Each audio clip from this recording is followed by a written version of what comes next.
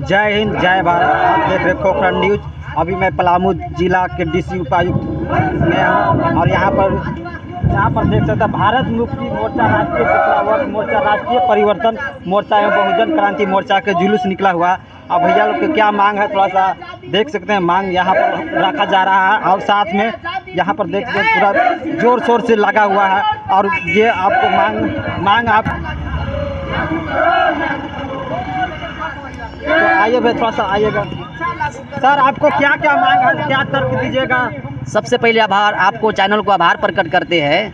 आज जो आंदोलन हो रहा है, बल्कि ये डाल्टनगंज पलामू में नहीं, बल्कि झारखंड में नहीं, भारत के तमाम जिला मुख्यालयों पर जेल भरो आंदोलन किया गया है। ये राष्ट्रव्यापी चरणबद्ध आंदोलन जन आक्रोश रैली जो होना है 15 अक्टूबर को, जिसका पहला हम लोग ज्ञापन दिए 10 सितंबर 2025 को।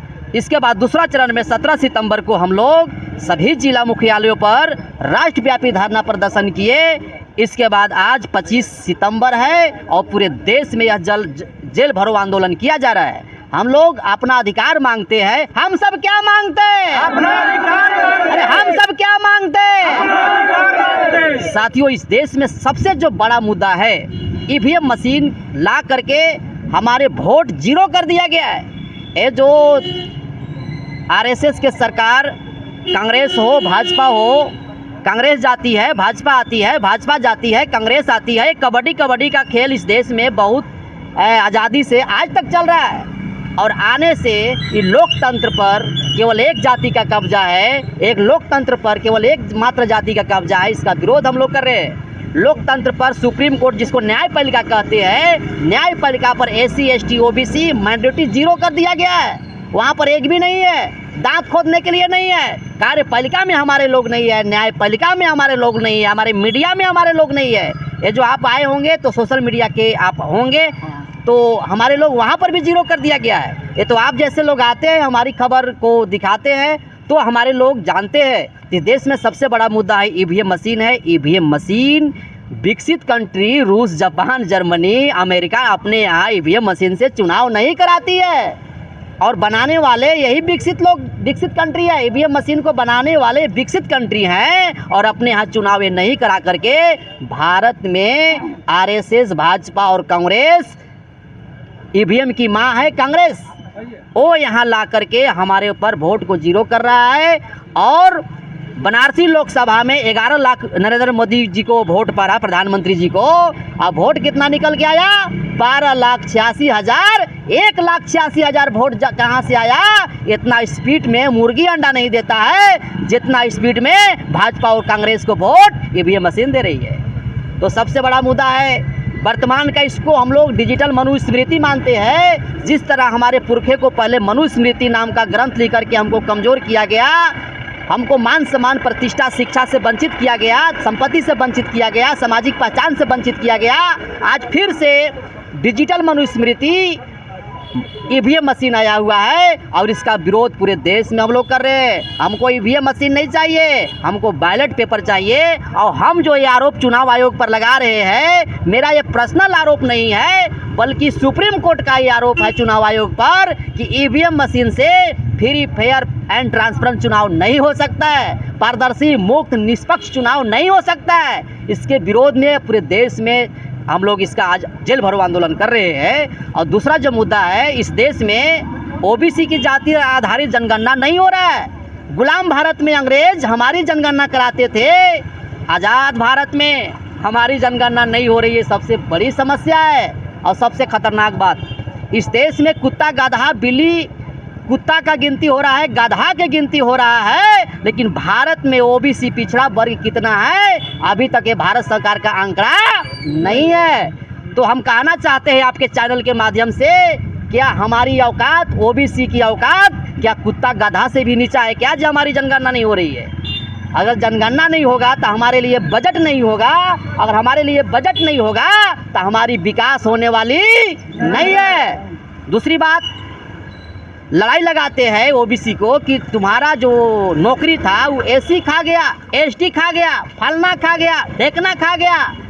इसीलिए तो कह रहे हैं कि ओबीसी के साथ साथ तमाम जातियों का जनगणना हो, ताकि पता चले कि इस देश में जो एससी एसटी ओबीसी की जनसंख्या जब उभर के आएगा तो पता चलेगा कि 75-76 साल से इनका हक अधिकार पर डाका कौन डालने का काम कर रहा है, इससे पता चलने वाला है साथियों। तो ये मुद्दा है। अगला मुद्दा है, इस देश में हमारे कर्मचारी वर्ग, हमारे लोग जब आने लगे, सरकारी नौकरी में आने लगे, तो उनकी पेंशन को रोक दिया गया। तो हम लोग चाहते हैं कि पुरानी पेंशन स्कीम फिर से लागू हो और एससी एसटी ओबीसी का पदोन्नति में जो आरक्षण था उसको लागू होना चाहिए। अगला मुद्दा है एसटी यानी आदिवासियों के साथ पूरे भारत में शोषण हो रहा है। मणिपुर के घटना देख सकते हैं, तमाम जगहों का घटना देख सकते हैं। आदिवासी जल जंगल जमीन का स्वतः मालिक है, 5वीं 6वीं अनुसूची के तहत वो मालिक है। उनको आज तक मालिकाना हक नहीं मिल पा रहा है, बल्कि जल जंगल से उनको खदेड़ करके भगाया जा रहा है। ये भी एक मुद्दा है। समान शिक्षा लागू होना चाहिए। समान शिक्षा हम मांग करते हैं। राष्ट्रपति या चपरासी की संतान, सबका शिक्षा एक समान। पूरे भारत में कई राज्यों में स्कूल मर्ज किया जा रहा है। अगर आंख में बीमारी है तो पैर का ऑपरेशन होगा, क्या के होगा? अगर आंख में बीमारी है तो ऑपरेशन आंख का होना चाहिए।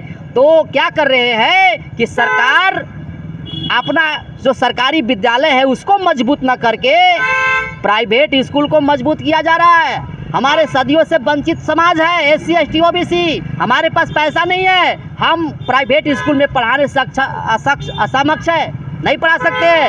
हमें सरकारी विद्यालय बढ़िया चाहिए। प्राइवेटेशन का खिलाफ है। स्कूल प्राइवेट हो रहा है, मर्ज हो रहा है, इसका विरोध में है। हम लोग पूरे देश में आज जेल भरो आंदोलन कर रहे हैं। अगला जो 15 अक्टूबर को होगा पूरे देश में जन आक्रोश रैली करेंगे। और आखिरी चेतावनी यहाँ के सरकार को हम देना चाहते हैं, आरएसएस की सरकार को देना चाहते हैं, भाजपा की सरकार को देना चाहते हैं कि भारत को नेपाल नहीं बनने दे।